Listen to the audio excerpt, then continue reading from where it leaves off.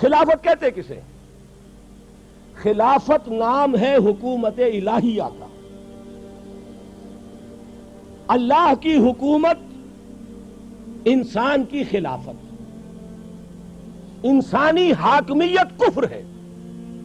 آج بھی نعرہ لگ رہا ہے، آج بھی میں نے پڑھا ہے کسی صاحب کا، سیاسی کارکن کا بیان، عوامی حاکمیت کے قیام تک ہماری جد و جہد جاری رہے گی. یہ نعرہ کفر ہے، کلمہ کفر ہے. حاکمیت صرف اللہ کے لیے.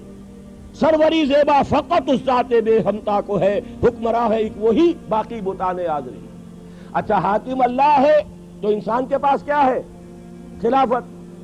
خلیفہ کسے کہتے ہیں؟ جانشین، نائب. اور سادہ ترین بات سمجھ لیجئے، یہ چونکہ بہرحال قریب ترین مثال ہے، ہم انگریز کے غلام تھے. بادشاہ کون تھا؟ وہ تو جو بھی بادشاہ تخت انگلستان پر تھا یا جو ملکہ تھی وہی تھی نا.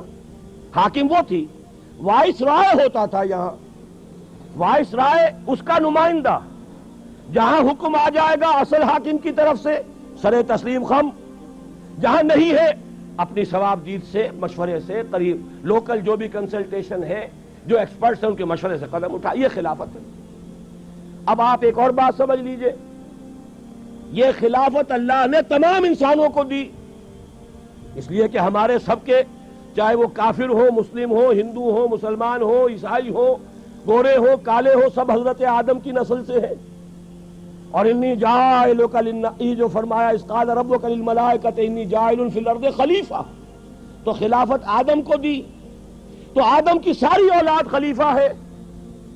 آپ کو بڑی عجیب بات معلوم ہوئی ہوگی، لیکن جو خلافت سے آگے بڑھ کر حاکم بننا چاہے وہ باغی ہے. سمجھ رہے بات؟ جو خلافت سے آگے بڑھ کر حاکم بننا چاہے گا وہ کون ہے؟ باغی ہے. لہذا جو تو مسلم ہے، مسلم کے معنی سر تسلیم خم کرنے والا، اللہ کی اطاعت قبول کرنے والا، مسلم خلافت کا حقدار ہے. غیر مسلم باغی ہے. وہ تو در حقیقت اللہ کے خلاف بغاوت کا علم لے کر کھڑا ہوا ہے. لہذا عملاً خلافت صرف مسلمان کی ہوگی، غیر مسلم کی نہیں ہوگی، اس لیے کہ اس نے خود بغاوت کی.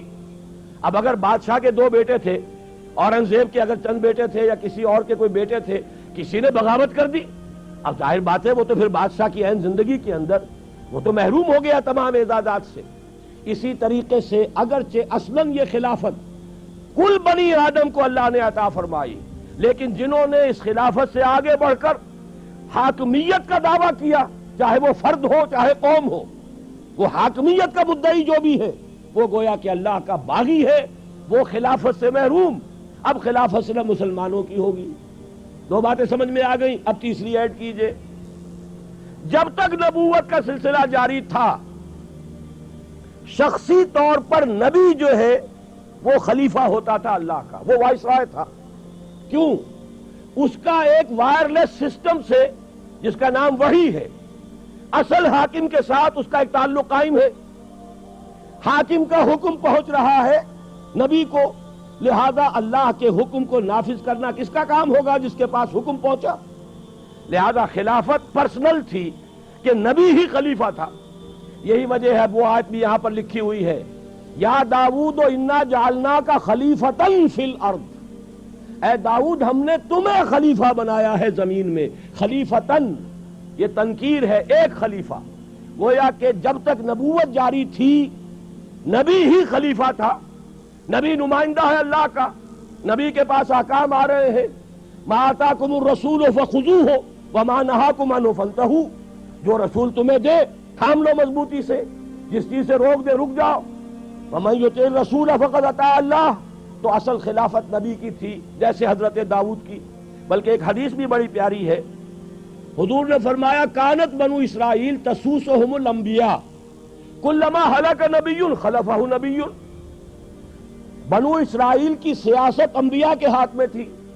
جیسے ہی کسی نبی کا انتقال ہوتا تھا اس کا خلیفہ بھی نبی ہوتا تھا. تو گویا کہ نبوت چلی آ رہی ہے. حضرت داؤد کا انتقال ہوا، ان کے بیٹے تھے کہ نہیں حضرت سلیمان، وہ خلیفہ ہو گئے. تو کانت بنو اسرائیل تسوسہم الانبیاء کلما ہلک نبی خلفہ نبی. اب چوتھی بات سمجھیے، یہ ہے اصل میں خلافت کے فلسفیانہ اصول. ختم نبوت ہو گئی حضور پر آ کر. اب کسی کا کوئی وائرلیس کنیکشن نہیں ہے اللہ کے ساتھ, وہ تو کتاب اور سنت ہے. اب قرآن میں اللہ کی ہدایت, اللہ کا آخری ہدایت نامہ قرآن, نو انسان پیام آخری حامل او رحمت للعالمین, اور حضور کی سنت اب یہ ہے ہمیشہ کے لیے. لہذا اب خلافت جو ہے شخصی نہیں رہی, امت کی ہو گئی, مسلمانوں کی اجتماعی خلافت ہے. یہی وجہ ہے کہ پھر خلیفہ کو مسلمانوں نے منتخب کیا, مسلمانوں کی رائے سے ابو بکر خلیفہ بنے. جیسے آپ کو معلوم ہے کہ اگر انسانوں کی حاکمیت کا نظام ہے تو 10 کروڑ حاکم کیسے ہو جائیں گے؟ یہ 10 کروڑ ابھی جیسے کہ ذکر کر رہے تھے الیکشنز کا, یہ 10 کروڑ 400 کو منتخب کر لیں گے. گویا کہ انہوں نے اپنی حاکمیت 400 کو منتقل کر دی.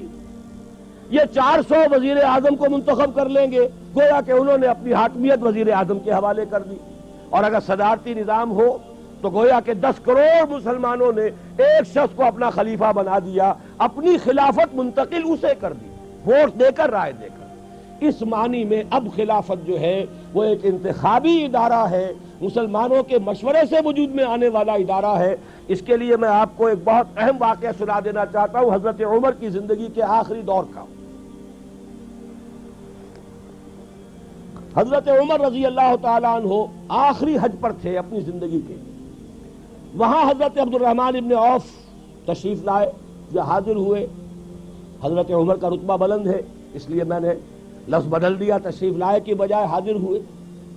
انہوں نے کہا کہ امیر المومنین میں کچھ چہمے گوئیاں سن رہا ہوں, کچھ لوگ یہ کہہ رہے ہیں کہ جیسے ہی عمر کی آنکھ بند ہوگی ہم فوراً فلاں شخص کے ہاتھ پر بیعت کر لیں گے. حضرت عمر فوراً بہت پریشان ہو گئے کہ یہ تو سازش کا انداز ہے, یہ تو مسلمانوں کا حق ہے کہ ان کی رائے سے خلیفہ بنے, اور یہ لوگ اگر اچانک کسی کو خلیفہ بنا دیں گے تو پھر تو فساد ہو جائے گا. تو حضرت عمر نے فرمایا کہ ٹھیک ہے, مسلمانوں کو جمع کرو, میں ابھی خطبہ دوں گا. فَمُحَذِّرُهُمْ, میں مسلمانوں کو وارن کرنا چاہتا ہوں, ان ہؤلاء الرہط, ان لوگوں کے بارے میں, الذین یریدون ان یغصبوا امرہم, جو چاہتے ہیں کہ مسلمانوں کا حق غصب کر لیں. یہ تو مسلمانوں کا کام ہے کہ وہ اپنی رائے سے خلیفہ بنائیں. ان مسلمانوں کے حقوق کو غصب کرنے کی جو سازش کر رہے ہیں, میں چاہتا ہوں کہ ان کی سازش کا بھانڈا پھوڑ دوں, پردہ چاک کر دوں اور لوگوں کو متنبع کر دوں. عبد الرحمن ابن عوف رضی اللہ تعالیٰ عنہ بہت ہی دانشمند انسان تھے. انہوں نے کہا, مشورہ دیا, امیر المومنین یہ موسم حج ہے, حج پہ ہر طرح کے لوگ آئے ہوئے, مشرق سے, مغرب سے, جزیرہ نما کے کونے کونے سے, اچھے بھی ہیں برے بھی ہیں. یہاں ہو سکتا ہے یہ بات آپ نے کی تو کوئی فساد ہو جائے, لہذا بہتر ہے آپ جب مدینے واپس تشریف لے جائیں گے وہاں جا کر یہ معاملہ کیجیے. حضرت عمر نے ان کی رائے قبول کر لی. یہ بخاری شریف میں بھی پورا واقعہ ہے, مسند احمد ابن حنبل میں بھی موجود. عبداللہ ابن عباس رضی اللہ تعالیٰ عنہ اس کے راوی. مدینے جا کر پہلا کام آپ نے یہ کیا, مسلمانوں کو جمع کیا اور وہاں خطبہ دیا, اور خطبے میں الفاظ یہ ہیں, من بایا خلیفتن عن غیر مشورت المسلمین فلا بیعت لہ. سن لو یہ میری بات, مسلمانوں کے مشورے کے بغیر اگر کسی نے کسی امیر اور خلیفہ کی بیعت کی تو اس کی کوئی بیعت نہیں. معلوم ہوا کہ اب جو ہے خلافت وہ در حقیقت شخصی نہیں رہی بلکہ اجتماعی ہے, یہ مسلمانوں کی خلافت ہے. اس کا آج کے دور میں اب نظام کیا بنے گا؟ نمبر 1, تمام مسلمان ووٹ دیں گے, مرد اور عورتیں سب خلیفہ کو منتخب کریں گے.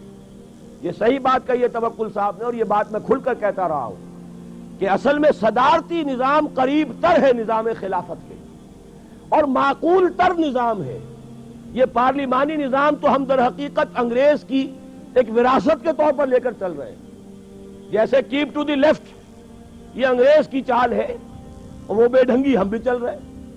آپ جیسے ہی توڑ خم سے آگے جاتے ہیں وہ تو پھر افغانستان سے شروع ہو جائے گا keep to the right. Afghanistan, Iran, پورا عالم عرب, پورا یورپ, پھر انگلستان شریف میں جا کر کیپ ٹو دی لیفٹ ملے گا آپ کو. تو یہ ساری در حقیقت انگریزوں کی لعنتیں ہیں کہ جو ہم نے ابھی تک سینے سے لگا رکھی ہیں. اگر یہاں شاید وہ 4 ورقہ تقسیم ہو, میں نے وہاں 8 چیزیں گنوا دی ہیں کہ انگریز کے دور کی ہر شے کو ہم نے سینے سے لگا کے رکھا ہوا ہے. انہی میں سے ایک لعنت یہ پارلیمانی نظام کی ہے. اس قدر غیر معقول نظام ہے یہ، اصل میں شرک ہے یہ بھی. اقتدار میں دو اشخاص کو آپ نے شریک کر دیا. اب بیلنس کیجئے اس میں تلاش. یا تو یہ کہ وہ صدر جو ہے وہ چودھری فضل الہی بن جائے گا اور لوگوں کو مطالبہ کرنا ہوگا چودھری فضل الہی کو رہا کرو، سارے اختیارات بھٹو صاحب کے ہاتھ میں ہوں گے، عامر مطلق بن جائیں گے. اور یا یہ ہے کہ وہ غلام اسحاق خان بن جائے گا، وہ جس کو چاہے گا چھٹی کرائے گا. کوئی ممکن ہی نہیں، کوئی ایکویشن ممکن نہیں. یہ ان کی اس لیے ضرورت ہے کہ انہیں اپنے بادشاہ کو یا اپنی ملکہ کو سر پر بٹھائے رکھنا ہے. وہ بڑی روایت پسند قوم ہے، اور میں تو یہ کہا کرتا ہوں بکنگم پیلس ہو یا ونڈسر پیلس ہو، یہ ہیومن زوز ہیں. یہ چڑیا گھر بنا رکھے انہوں نے، اور کرائے لیتے ہیں باقاعدہ سیر کرنے والوں سے، اس سے کمائی کرتے ہیں. جیسے کہ آپ چڑیا گھر میں جاتے ٹکٹ خریدتے ہیں، ایسے ہی آپ ان جگہوں پر جائیے ٹکٹ خریدیے. لیکن انہوں نے اپنے ہاں وہ چڑیا گھر جو ہے قائم کر رکھے ہیں. ہمیں ضرورت کیا ہے؟ یہاں تو در حقیقت خلافت کے نظام سے قریب تر خلیفہ کا انتخاب ہو براہ راست ڈائریکٹ ووٹ سے. اگر ہماری آبادی 12 کروڑ ہے اور اس میں اگر 4-5 کروڑ ووٹر ہیں، ان کی رائے جو ہے، اور جب پورے ملک میں ایک شخص کے بارے میں رائے دی جائے گی تو واقعہ یہ ہے جو کہا جاتا ہے کہ ہمارے ہاں صدارتی نظام بھی کامیاب ہو گیا، ناکام ہو گیا. اس سے بڑا جھوٹ کوئی نہیں. صدارتی نظام یہ آیا کب ہے؟ یہاں تو آیا ہے یا تو وہ پوسٹ مارشل لا، وہ یا یہ کہ وہ انڈائریکٹ الیکشن کے ذریعے سے کیا تھا. تو صدارتی نظام حقیقت میں ہمارے ہاں نہیں آیا، اور واقعہ یہ ہے کہ صدارتی نظام قریب تر ہے.